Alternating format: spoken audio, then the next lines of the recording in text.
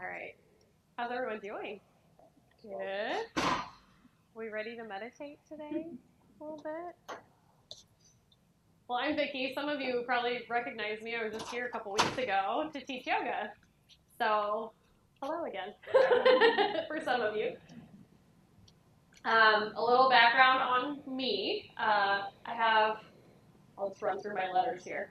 I have 2 bachelor's degrees. I have a bachelor's in psychology and anthropology. I love culture. I love different philosophies. I love just getting to know people, which is why I like to teach meditation and yoga. It's very diverse. My ERYT means I can teach yoga teachers. I just got that certification a few months ago.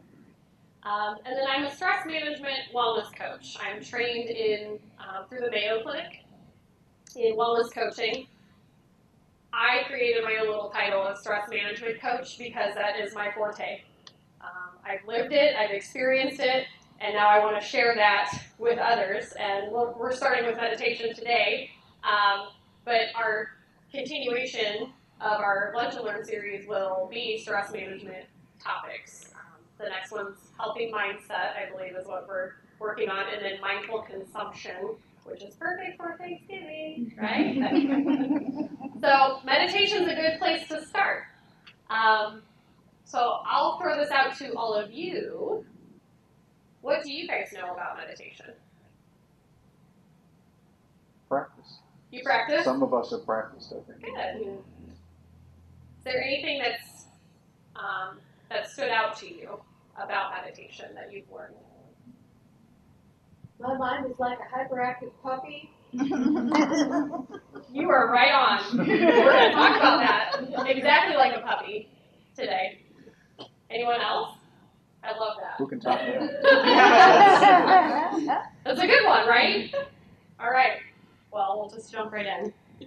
This quote, I felt, so the puppy term, the puppy wants to go a million different little places, right? It's not about getting to those other little places. It's about right here, right now. And I'm sure we've all heard of John Kabat-Zinn. He's like the mindfulness guru.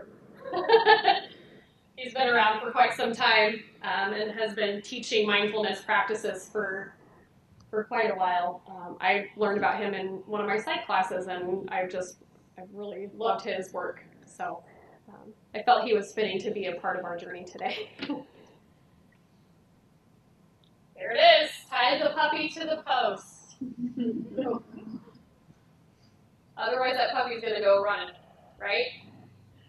Direct concentration. That's our post. We guide that puppy back by keeping that lead. So the puppy's going to bounce around, but that post is keeping him or her in place. So Stephen Cope wrote Wisdom of Yoga, and that's exactly where that came from. So I love that you said your mind is like a little puppy, because I saw it. When I read this, I was like, that's gold. That's exactly what our mind's designed to do, to think, to bounce. It's like a pinball machine, if you will. Unfortunately, with pinball, it just keeps going. With this, it's a little more visual. We can bring it back. And we're going to talk about how we create that post for our puppy mind, or what people call the monkey mind. That's always been, I like puppy better because it's easy to visualize that.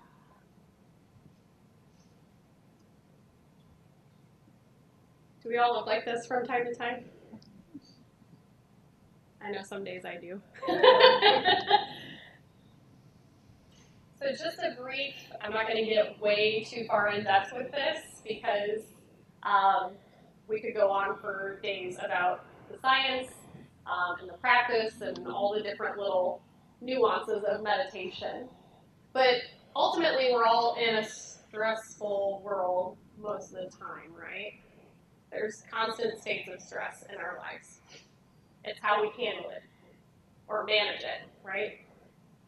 So high stress, we're in fight or flight mode all the time. Our sympathetic nervous system's on sky high mode. We're flying through the day. I left my house, I forgot my business cards, I'm sure I forgot something else. I was on the phone, I was not being mindful. So even teachers of mindfulness are not always mindful. But that's part of life, right? We're not going to be perfect. It's how we manage those stress levels to bring them down. Herbert Benson is the doctor of medicine at Harvard.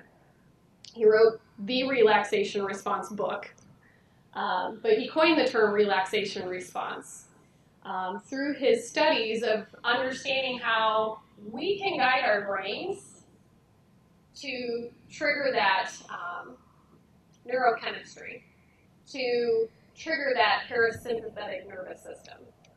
Para meaning that open space, whereas sympathetic, it's like, go, go, go, go, go, right? I think parasympathetic is outside of us. We are broadening our minds a little bit.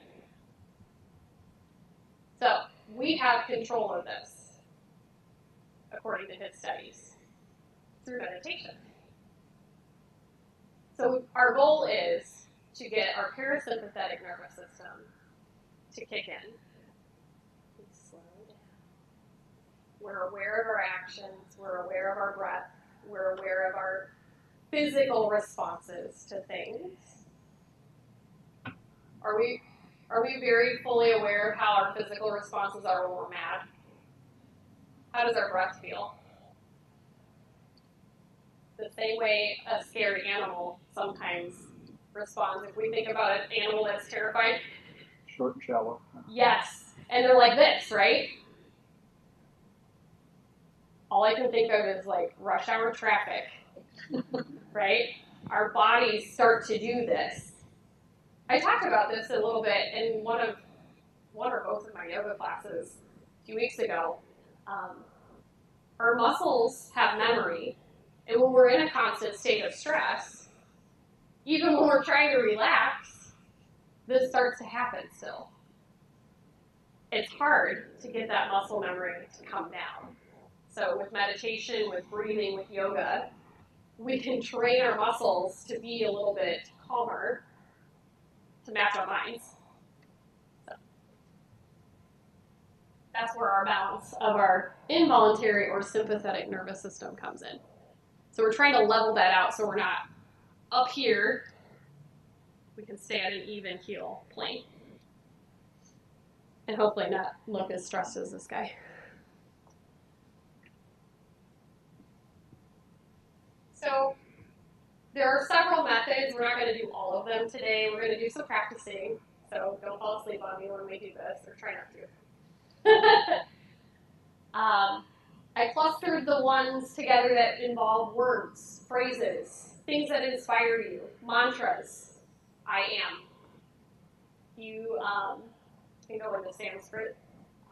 So hum, I am. That I am. Chanting is word, song. We think about worship service or a kirtan. They're all very similar. They're things to keep our focus, and they're easier to remember sometimes when it has a tune to it. And then prayer. So some of you may have some favorite prayers that are very repetitive. All of these things are repetition to keep us focused, right? So I am. If I just kept saying I am, I am, I am, that's all I'm focusing on is those words.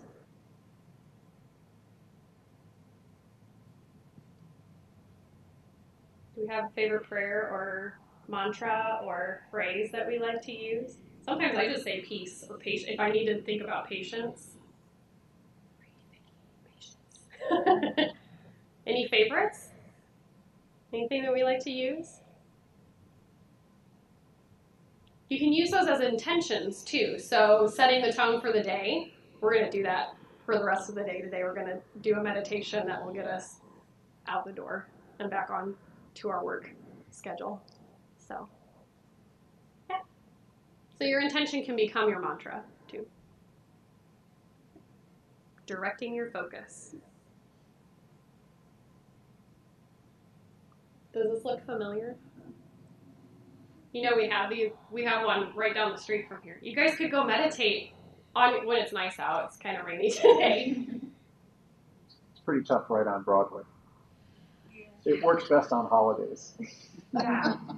So there's the challenge right there. Yeah. Is breathing through the traffic. My favorite monk is Thich Nhat Hanh. He has a phrase called the bell of mindfulness. And actually, I think he has a blog called the Mindfulness Bell. And he talks about, in Pieces Every Step, he talks about a family creating this room when they're frustrated or upset with each other or fighting and arguing, and everyone's in this escalated, heated moment. Someone leaves this space and rings this bell in this room, and everyone stops and breathes. So I take those sirens, our rush hour traffic, our red lights, instead of getting escalated and frustrated, to bring it down and breathe. So that would be a cool practice, is walk the labyrinth, and then take the ambulance flying out of St. Joe Hospital, because it's going to happen, because the labyrinth's not tiny. It's a pretty broad practice. It takes a while to get through and back out. I mean, unless you want to cheat and just walk out of it straight, right? Using those sirens, because the instant we hear those things, what do we usually do? Right? I saw the facial expressions too. What's going on? Danger. We hear alerts. And so we go into fight or flight mode even. Usually it's, I need to pull my car over. So, mudras, hand gestures. We could go into that for a whole hour about mapping our hands and why each mudra means something. This one means concentration. That's why we usually see pictures of people meditating. Gyan mudra. This one's very common. We're used to seeing this one too. Hands in prayer. Visual. Coloring is a popular thing, right? I almost printed out coloring sheets for you guys to color mandalas. So then you have a double visual, coloring a mandala, and then fixating on the imagery. It's very symmetrical. You can focus on the central point. But if you think about a child, when they are coloring, they're meditating. They are focused. They are like drawn into that one activity. The same thing could be with television, but we try to do something less, maybe mindless, I don't know. Movement. It doesn't have to be sitting still, closing your eyes, and nearly falling asleep, right? Is that what we struggle with, is sitting still and just being? Is that the hard part for you guys? I'm a mover. I'm in a job that I teach yoga, so I have to be moving. I get fidgety. I start thinking about all the things I have to do. So instead, you could do something like the labyrinth. And I double-checked everything to make sure I told you the way to practice this. So this will be available for you to listen to again. So if you're like, how do I walk the labyrinth? How does this work? And you can Google it too, but you walk with your paper. So you start here at the beginning. You set your intention. Maybe you're facing a challenge. It's usually how intentions begin, right? I want to be at this end result. So we got to figure out how to clear that mind space to get the baby steps to the end result. Set your intention. You take a few rounds of breath, take it in, and then you start your walk. And as you're journeying through the labyrinth, little bits and pieces of those extra thoughts that maybe are weighing on you, you can acknowledge and just let them go. And hopefully by the end, once you get to the middle, you can reflect for a moment. Pause, be, observe. And then as you walk out, you're welcoming in the gifts. We had one of the sisters from Victory Knoll comes to St. Francis from time to time. They have a tarp that's a labyrinth, and our students will walk the labyrinth. And I just love how she said it. You're receiving gifts from God back. It was very beautiful.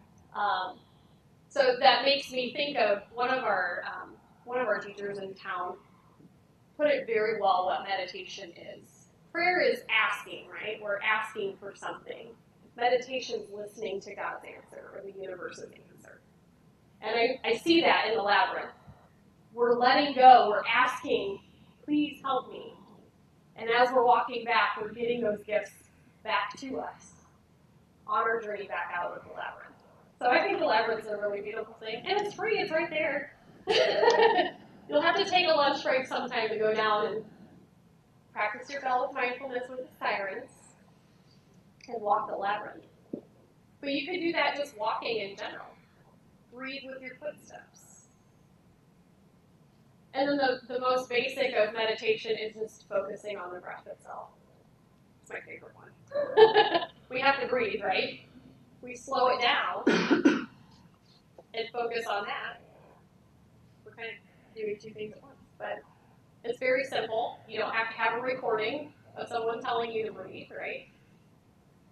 You can count your breath, which we're going to do today. You could add a mantra to your breath and repeat it on your inhale and repeat it on your exhale. So you can combine a lot of these things together.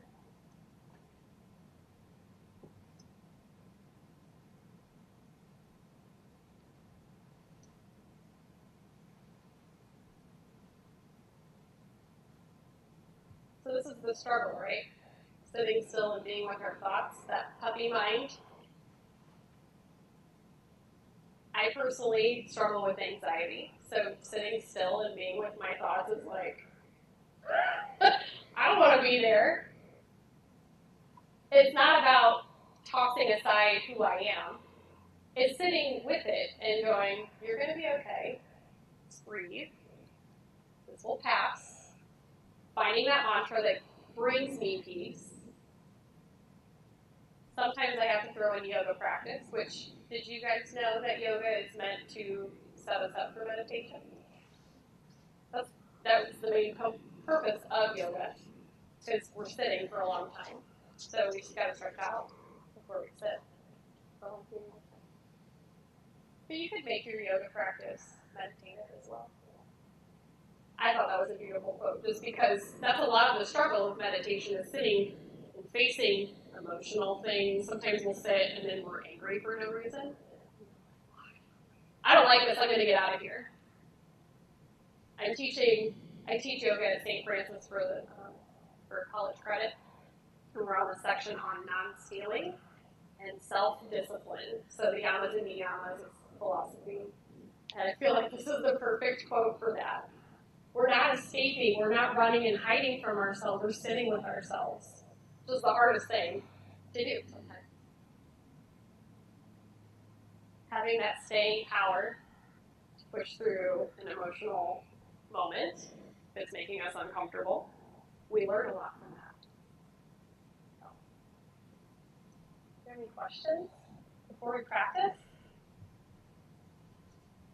I could have gone on for 2 hours, but I used to teach a meditation series when I first started teaching yoga, which was 6 weeks long. So, and they were hour chunks. So I could have gone on a lot longer, but I feel like this is just scratching the surface. Is there anything that's come to mind that jumped out at you that you have questions about? All right, you ready to practice? All right, I think these chairs lean back a little bit, don't they? So lean back, get comfortable.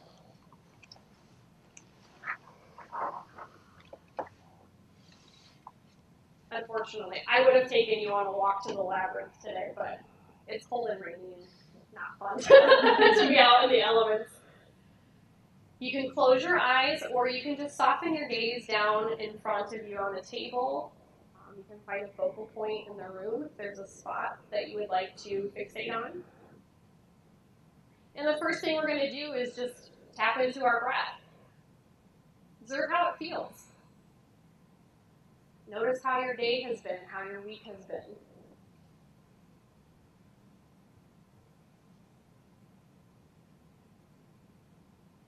Notice how that impacts your breath.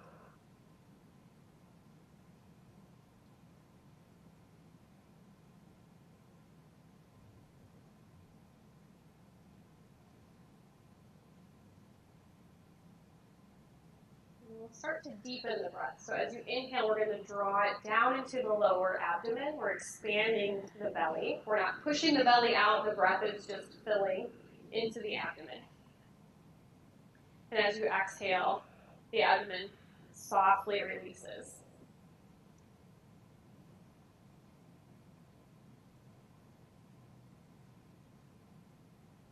Notice the rhythm of your breath as you deepen it.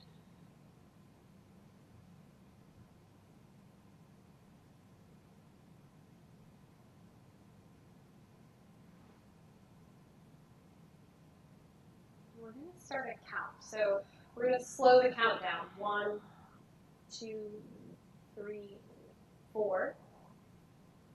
Noticing your inhalation, what your count is there, and what your exhalation is. They may not be even, and that's okay. Just observing.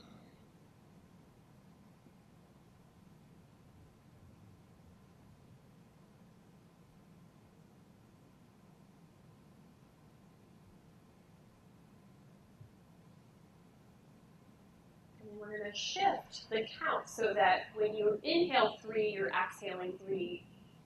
You inhale 4, you're exhaling 4. Finding that count for you that is most comfortable, that's not inducing anxiety. So you don't feel like you're gasping for breath or really needing to exhale.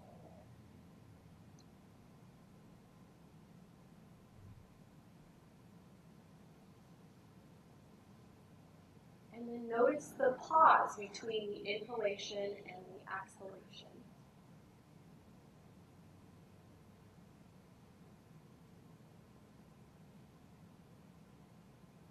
That still space, even in the breath. Everything is still in quiet there, in the pause.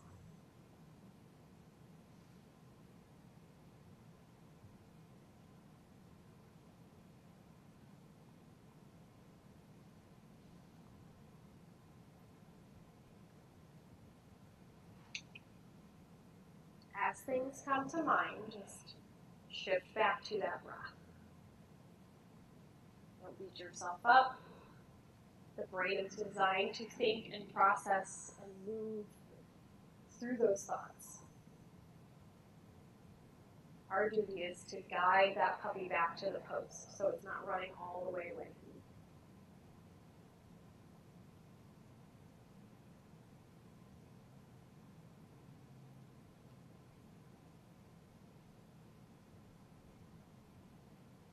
We can let go of the count. We're going to replace the count with I am, or so hum, if you prefer the Sanskrit term. So hum. So as we inhale, so, it's repeating so. As we exhale, hum, or I am.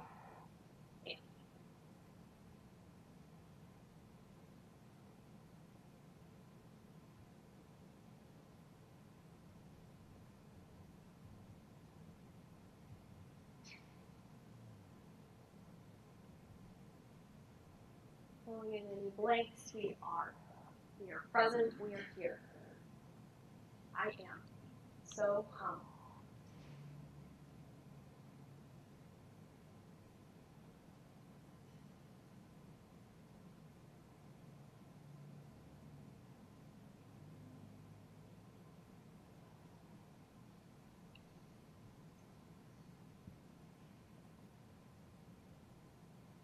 And gradually letting those words fall off, resonating throughout your being. They just become a part of your breath.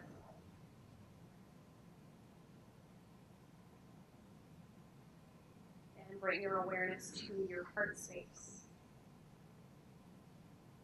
And what it is you desire in this moment. Maybe you're struggling with a challenge this week.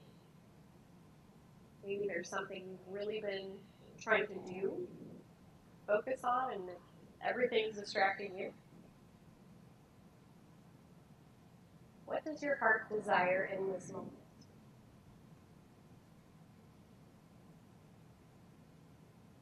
We're going to turn that word or phrase into an intention.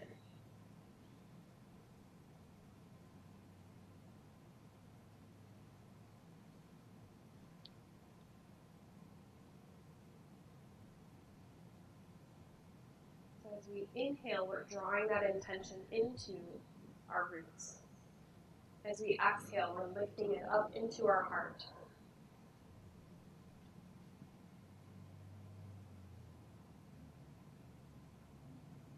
Let's bring the palms together in front of the heart. We're going to lower chin to chest, honoring that intention that you just set for yourself.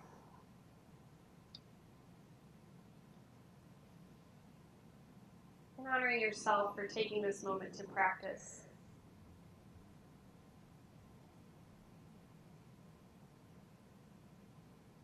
Namaste.